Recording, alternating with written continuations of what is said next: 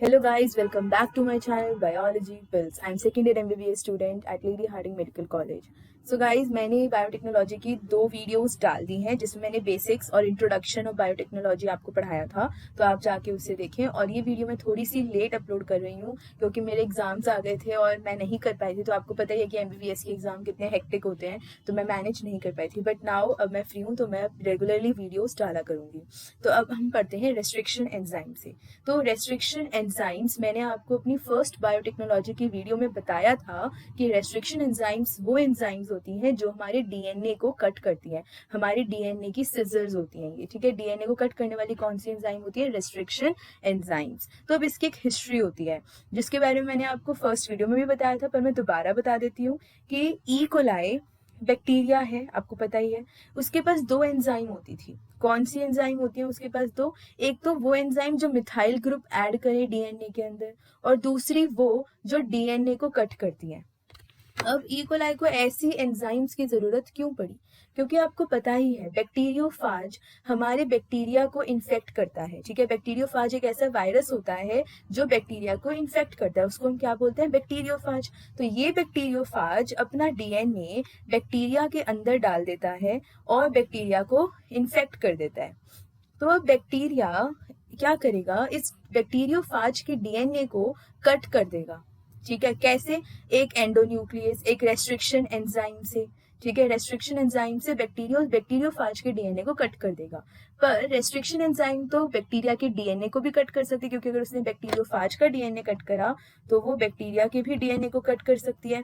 तो इसीलिए बैक्टीरिया अपने डीएनए पे क्या जोड़ लेता है? Methyl group. तो बैक्टीरिया अपने डीएनए पे तो मिथाइल ग्रुप जोड़ लेगा और बैक्टीरियोफाज के डीएनए पे रेस्ट्रिक्शन एंजाइम से कट करवा देगा, ठीक है। क्योंकि अब मिथाइल ग्रुप जब बैक्टीरियल डीएनए के ऊपर जुड़ गया तो वो रेस्ट्रिक्शन एंजाइम उसका कुछ नहीं बिगाड़ सकती, ठीक है। तो this is how bacteria protect itself from bacteriophage. तो हमने इस एंजाइम का फायदा उठा लिया, ठीक है। तो अब हमने ये रेस्ट्रिक्शन एंजाइम बैक्टीरिया से ही निकाली। तो अब जो फर्स्ट रेस्ट्रिक्शन एंजाइम हमने बैक्टीरिया से निकाली थी उसका नाम है हिंद 2। क्या है? हिंद 2। क्या है? हिंद 2। अब हिंद 2 को हमने हिंद 2 ही क्यों लिखा? क्योंकि इसकी जो नेमिंग होती है वो इस तरीके से करी जाती है कि जो फर्स्ट लेटर होगा वो हमारा जीनस से आएगा, ठीक है। जो फर्स्ट लेटर होगा, जैसे हीमोफिलस से हमने निकाला है तो हीमोफिलस का हमने एच ले लिया, तो वो हमने इस रेस्ट्रिक्शन एंजाइम के नाम के आगे लगा लिया एक एच कैपिटल में, जीनस से, ठीक है। फिर उसके बाद वो हिमोफिलस इन्फ्लुएंजे है, उसकी स्पीशी क्या थी? इन्फ्लुएंजे। तो इन्फ्लुएंजा का IN ले लिया तो स्पीशीज हो गई IN, स्पीशी के 2 लेटर अगले। फिर फोर्थ लेटर डी उसके स्ट्रेन का होगा कि उसका जो स्ट्रेन है वो डी से शुरू होता है, उसके स्ट्रेन का नाम, इसीलिए हमने फोर्थ लेटर रखा डी। तो इस तरीके से हम किसी भी रेस्ट्रिक्शन एंडोन्यूक्लियस का नाम रखते हैं। और 2 हमने क्यों लगाया? क्योंकि हमने हीमोफिलस इन्फ्लुएंजे से दूसरी बारी ये एंजाइम निकाली थी, इसीलिए यहाँ पे आया 2, ठीक है।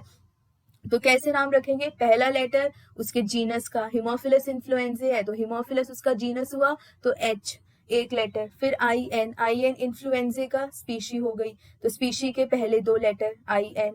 फिर उसकी स्ट्रेन उसकी डी से शुरू होती है तो डी से यहाँ पे रख दिया हमने। फिर ऑर्डर ऑफ आइसोलेशन, ये सेकेंड है तो हमने यहाँ पे सेकेंड रख दिया। नेक्स्ट अब हम पढ़ते हैं।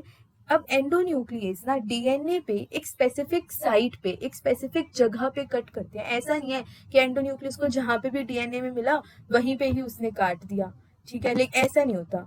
डीएनए पे एक स्पेसिफिक साइट वो ढूंढेगा, उस साइट को हम बोलते हैं रिकॉग्निशन सीक्वेंस। क्या बोलते हैं? Recognition sequence. ये रिकॉग्निशन सीक्वेंस कैसी दिखती है हमें? पैलिंड्रोमिक होती है। ये जो सीक्वेंस होती है इसकी खास बात ये होती है कि ये पैलिंड्रोमिक होती है। पैलिंड्रोमिक का मतलब क्या हुआ? आगे से पढ़ो चाहे पीछे से पढ़ो सेम ही पढ़ा जाएगा। जैसे आपके एनसीईआरटी में एग्जाम्पल दिया हुआ है मलयालम, अब आप देखो मलयालम को चाहे आप ऐसे पढ़ लो चाहे ऐसे पढ़ लो, सेम ही स्पेलिंग आएगी, है ना। तो ऐसे ही सीक्वेंस को हम बोलते हैं पैलिंड्रोमिक। तो पैलिंड्रोमिक सीक्वेंस ऐसे, अगर ई कोर 1 एक हमारे पास रेस्ट्रिक्शन एंजाइम होती है जिसको हमने ई कोलाई से निकाला हुआ है, ठीक है, ई कोलाई से, तो इसकी पैलिंड्रोमिक सीक्वेंस देखो GATTC। अगर आप 5 प्राइम टू 3 प्राइम पढ़ रहे हो तो ये क्या आएगी GATTC। अब आप इसको भी 5 प्राइम टू 3 प्राइम पढ़ो, GAATTC, ये भी सेम आ रही है 5 प्राइम टू 3 प्राइम इस वाले स्ट्रैंड में चाहे रीड कर लो, चाहे 5 प्राइम टू 3 प्राइम आप इस वाले स्ट्रैंड में रीड कर लो, सेम ही बनेगी, ठीक है। तो ये हो गई हमारी पैलिंड्रोमिक सीक्वेंस। तो ये एक एग्जाम्पल है। तो अब रेस्ट्रिक्शन एंडोन्यूक्लियस ने रिकॉग्निशन सीक्वेंस पे जाके अटैक करा, वहां पे डीएनए को कट करा, उस वाले एरिया से डीएनए को कट करा और बहुत सारे क्या बना दिए, डीएनए के फ्रेगमेंट्स बना दिए, ठीक है, क्या बना दिए, फ्रेगमेंट्स बना दिए। तो अब हम हमेशा वेक्टर और सोर्स डीएनए को, वेक्टर और सोर्स डीएनए को हमेशा सेम एंडोन्यूक्लियस एंजाइम से काटते हैं। वेक्टर और सोर्स डीएनए मैंने आपको बताया था, जैसे जिस प्लाज्मिड के अंदर मुझे उस जीन ऑफ इंटरेस्ट को डालना है वो मेरा हुआ वेक्टर, और जहां से मैंने वो जीन ऑफ इंटरेस्ट निकाली है वो हुआ मेरा सोर्स डीएनए। इसके बारे में डिटेल में मैंने अपनी पिछली वीडियो में बताया हुआ है, तो जाके पहले उसे देखें फिर ही इसे कंटिन्यू करें, ठीक है। Cut vector and source DNA with the same endonuclease. तो ये आपको याद रखना, हमेशा सेम एंडोन्यूक्लियस से आपको दोनों को कट करना है। फिर उसके बाद हम लोग चलते हैं कि कैसे जो ई कोर 1 है वो अपनी पैलिंड्रोमिक सीक्वेंस पे कट कैसे लगाता है। तो देखो ये मेरा वेक्टर डीएनए है और ये मेरा फॉरेन डीएनए है। वेक्टर डीएनए मतलब प्लाज्मिड वाला डीएनए जिसके अंदर मुझे अपनी जीन ऑफ इंटरेस्ट डालनी है। फॉरेन डीएनए मतलब वो डीएनए जहां से मैंने वो जीन निकाली है। तो अब समझ लो आप ये वाली वो जीन है जो मुझे इसके अंदर डालनी है, ठीक है, और यहाँ पे वो चीज मुझे डालनी है, वो जीन मुझे यहाँ पे डालनी है।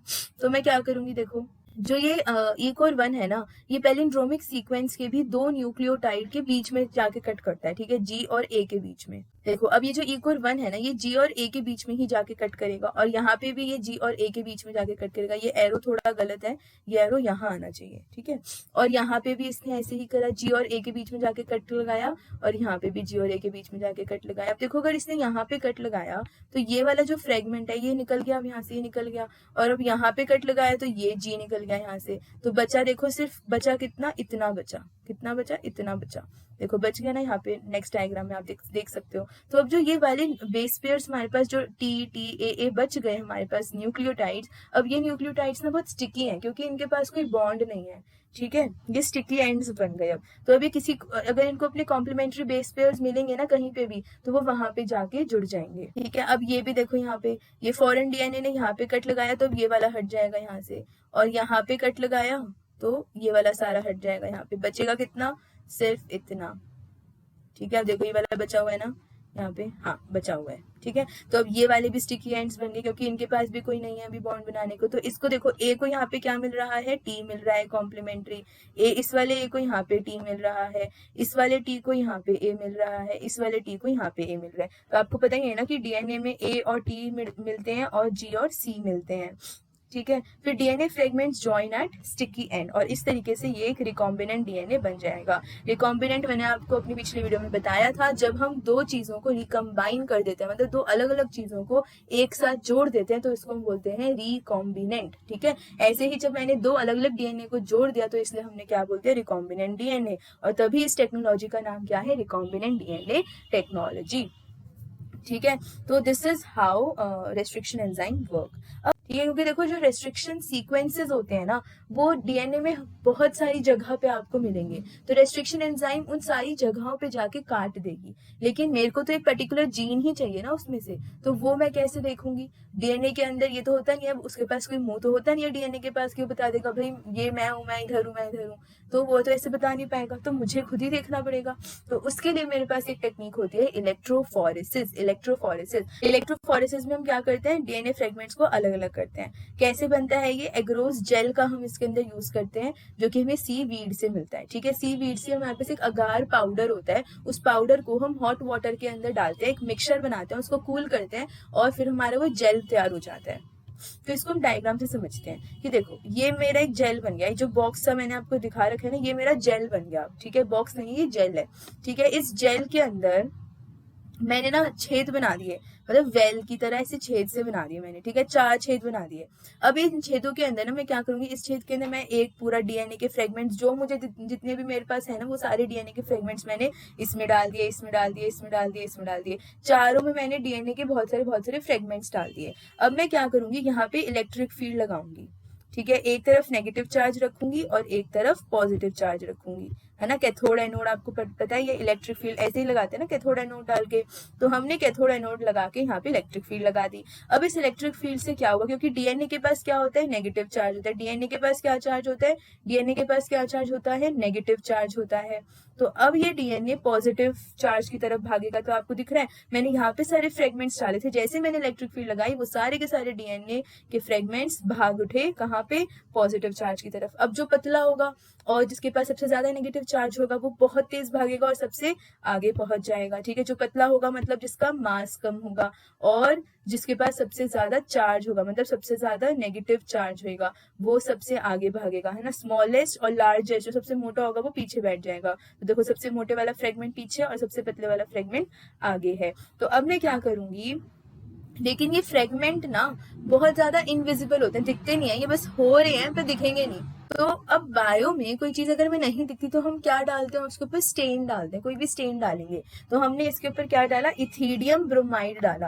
क्या डाला, इथीडियम ब्रोमाइड डाला। क्या डाला मैंने, इथीडियम ब्रोमाइड डाला, ठीक है, इथीडियम ब्रोमाइड का स्टेन डाला। और वो इथीडियम ब्रोमाइड स्टेन इन डीएनए फ्रेगमेंट्स पे जाके चिपक गया, इन डीएनए फ्रेगमेंट्स को उसने कलर दे दिया। अब ये डीएनए फ्रेगमेंट्स को जब मैंने यूवी लाइट के अंदर देखा तो मुझे ये सारे कैसे दिखे, ब्राइट ऑरेंज रेड बैंड्स। देखो जो आपको दिख रहे हैं ना, ये मैंने इथीडियम ब्रोमाइड डाला है तभी आपको दिख रहे हैं, वरना आपको दिखते नहीं है, ठीक है। तो इथीडियम ब्रोमाइड डाल के मैंने यूवी लाइट के अंदर देखा उसे, नॉर्मल लाइट के अंदर नहीं, यूवी लाइट के अंदर देखा। तो मुझे कैसे दिखे, ब्राइट ऑरेंज बैंड दिखे। और मुझे कोई, अगर मेरे को समझ लो ये वाला बैंड चाहिए, अगर मुझे ये वाला बैंड चाहिए तो मैं इसको यहाँ से काटूंगी, क्योंकि जेल है, जेल को तो आराम से आप काट सकते हो। तो मैं इसको काटूंगी और उसका फिर क्या कर दूंगी, इल्यूशन। इस जेल में से मैं बैंड निकाल लूंगी, ठीक है। कैसे, इल्यूशन के प्रोसेस से। इस प्रोसेस को हम क्या बोलते हैं, इल्यूशन। इस प्रोसेस को क्या बोलते हैं, इल्यूशन। तो स्टेन करना, फिर यूवी लाइट में उसे देखना और फिर डिजायरेबल बैंड को कट कर देना, इस प्रोसेस को हम क्या बोलते हैं, illusion. Thanks for watching, do like, share and subscribe to my channel.